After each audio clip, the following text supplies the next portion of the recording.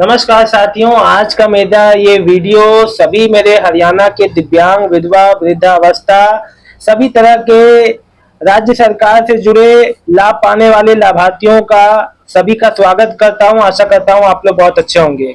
मुझे बहुत समय से हरियाणा के वृद्धावस्था पेंशनियर का कमेंट आ रहा था कि सर हमारा पेमेंट रुका हुआ है।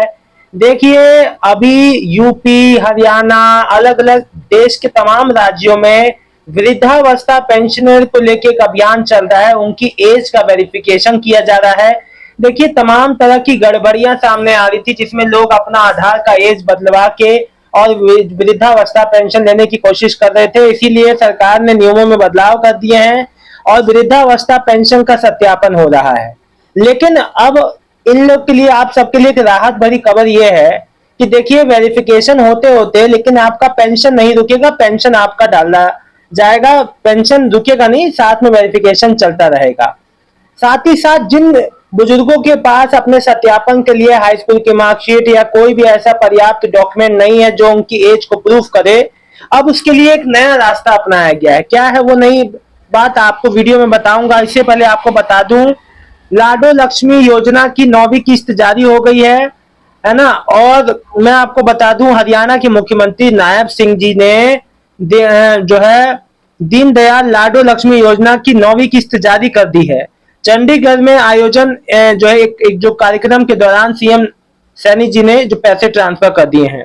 साथ ही साथ सामाजिक सुरक्षा पेंशन योजना के तहत 34,83,000 अब जो लाभार्थियों के खाते में पेंशन भेजी गई है। लेकिन देखो, मैं आपको एक बार बता दूं, लगभग पेंशन योजनाओं में 1121 करोड़ रुपए और 39 लाख रुपए की राशि सीधे 34 लाख जो 83,000 लाभार्थियों के खाते में डाली गई है। इसके अलावा दीनदयाल लाडो लक्ष्मी योजना की 9वीं किस्त जारी कर दी गई है। इस योजना के तहत 9 लाख लगभग लगभग मान के चलिए 10 ही लाख के लगभग है बहन बेटियों के खाते में 209 करोड़ 59 लाख रुपए की राशि डाली गई है। मुख्यमंत्री सैनी जी ने बताया कि अब तक 9 किस्तों में 1832 करोड़ रुपए का राशि जो है डाली जा चुकी है। और मैं आपको बता दूं, दयालु योजना का भी पैसा ट्रांसफर हरियाणा के सीएम सैनी जी ने बताया कि दयालु योजना के तहत 3295 परिवारों को 125 करोड़ रुपए की आर्थिक सहायता दी गई है। उन्होंने बताया कि सहायता को मिलाकर 77,300 जो है 30 परिवारों को 2918 करोड़ रुपए की आर्थिक सहायता पहुंचाई गई है। ठीक है ना। अब देखो, मेन मुद्दे की बात पे आते हैं कि हरियाणा सरकार ने बुजुर्गों को कौन सी बड़ी राहत दी है जिसके कारण अब दस्तावेज नहीं होने पे भी मिलती रहेगी पेंशन। उम्र का सत्यापन का झंझट आपका दूर हो जाएगा। क्या है, देखो, हरियाणा सरकार ने परिवार पहचान पत्र में जन्मतिथि सत्यापन के कारण बुजुर्गों की पेंशन रुकने की चिंता दूर की है। सुनिए, अब जो है डॉक्यूमेंट के अभाव में, दस्तावेज के अभाव में भी बड़े बेटे या बेटी के रिकॉर्ड से उसके उसके जो उम्र की जानकारी है उसके हिसाब से आपकी उम्र का सत्यापन कर पेंशन जारी रखी जाएगी। समझिएगा, आपके बड़े बेटे या बड़ी बेटी की जो उम्र है उसके हिसाब से आपका सत्यापन हो जाएगा अगर कोई डॉक्यूमेंट नहीं है तो। समझे। हरियाणा में परिवार पहचान पत्र पीपीपी में जन्म तिथि सत्यापन की जो प्रक्रिया शुरू होने के बाद हजारों बुजुर्गों को यह आशंका पैदा हो गई थी कि यदि उनके पास अब उम्र साबित करने के लिए जरूरी दस्तावेज नहीं होगा तो उनकी वृद्धावस्था पेंशन समान भत्ता बंद हो सकती है। लेकिन सरकार ने अब इसकी चिंता को दूर करते हुए जो है दूर करने की दिशा में एक बड़ा कदम उठाया है। मुख्यमंत्री के निर्देश पे ऐसी वैकल्पिक ऐसी व्यवस्था तैयार की गई है जिसमें किसी भी पात्र बुजुर्ग की पेंशन केवल दस्तावेज के अभाव में नहीं बंद होगा। सरकार ने स्पष्ट किया है कि जिन लोगों की जन्मतिथि का सत्यापन अभी बाकी है उन्हें पहले की तरह नियमित रूप से पेंशन मिलती रहेगी, मतलब रुकेगी नहीं। हरियाणा सरकार ने अब देखो, मैं आपको बता दूं, हरियाणा सरकार के सामने सबसे बड़ी चुनौती उन बुजुर्गों की थी जिनका जन्म कई दशक पहले हुआ या जिनके पास जन्म प्रमाण पत्र, शैक्षिक प्रमाण पत्र या अन्य सरकारी रिकॉर्ड उपलब्ध नहीं है। ग्रामीण क्षेत्रों में ऐसे मामलों की संख्या काफी अधिक है।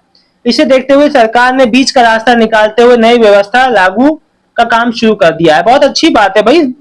बुजुर्गों के पास कहां से हाई स्कूल की मार्कशीट आएगी, कहां से अन्य डॉक्यूमेंट आएंगे। अब देखो, बुजुर्गों की आयु का कैसे होगा सत्यापन, सुनो। नई व्यवस्था के तहत यदि किसी बुजुर्ग के पास जन्म तिथि सत्यापित करने के निर्धारित दस्तावेज नहीं है, तो परिवार पहचान पत्र में दर्ज उनके सबसे बड़े बेटे या बेटी के जन्म संबंधित रिकॉर्ड के आधार पर बुजुर्गों की आयु का सत्यापन किया जा सकेगा। परिवार पहचान पत्र प्राधिकरण के कोऑर्डिनेटर डॉक्टर सतीश ने इस बारे में बताया और कहा कि इसके लिए जरूरी होगा कि बड़ी संतान का नाम परिवार पहचान पत्र में दर्ज हो तथा उसकी जन्मतिथि पहले से ही सत्यापित हो। इस व्यवस्था से हजारों लोग ऐसे लाभार्थियों को राहत मिलने की उम्मीद है जो केवल दस्तावेज की कमी के कारण परेशान है। सरकार ने साफ किया है कि फिलहाल जन्मतिथि सत्यापन को की प्रक्रिया चल रही है और इसका सीधा संबंध पेंशन भुगतान से नहीं है। मुख्यमंत्री नायब सिंह सैनी के निर्देश कि कोई भी पात्र नागरिक केवल सत्यापन प्रक्रिया लंबित होने के कारण सरकारी योजनाओं के लाभ से वंचित नहीं होगा। बहुत अच्छी है, बहुत अच्छी बात है जो मुख्यमंत्री जी ने बहुत सुंदर ये जो है डिसीजन लिया है। साथ ही साथ मैं आपको बता दूं एक अपडेट और सुन लीजिए। जन्म तिथि सत्यापन के लिए क्या क्या जो है 5 जो प्रमुख जो डॉक्यूमेंट है वो भी समझ लीजिए क्या क्या है। वर्तमान में जन्म तिथि सत्यापन के लिए 5 दस्तावेज मान्य हैं। इनमें से जन्म प्रमाण पत्र, 10वीं कक्षा की मार्कशीट, वर्ष 2019 तक का बना पहचान पत्र, पासपोर्ट तथा पेंशन पेमेंट ऑर्डर यानी पीपीओ शामिल है। जिन लाभार्थियों के पास इनमें से कोई भी 5 दस्तावेज उपलब्ध हैं, उन्हें सरकार की ओर से भेजे गए जो अनुसार जो भी है 30 दिन के भीतर संबंधित दस्तावेज परिवार पहचान पत्र पोर्टल पर अपलोड करने होंगे। मैं आपको बता दूं जो परिवार पहचान पत्र जो प्राधिकरण है उनके अनुसार दिसंबर तक जो परिवार पहचान पत्र में दर्ज सभी महत्वपूर्ण जानकारियों को अपडेट व सत्यापित जो करने का लक्ष्य है, मतलब इस साल के अंत तक करने का निर्देश रखा गया है। हरियाणा सरकार का उद्देश्य है किसी भी पात्र व्यक्ति की पेंशन या अन्य किसी सरकारी सुविधा बंद करना नहीं, बल्कि रिकॉर्ड को अधिक जो प्रामाणिकता जो है बनाना है, ताकि भविष्य में सरकारी योजनाओं का लाभ बिना किसी विवाद और रुकावट के पात्र लोगों को आसानी से पहुंचा जाए। मेन बात यह है अपात्रों को लिस्ट से बाहर करना है।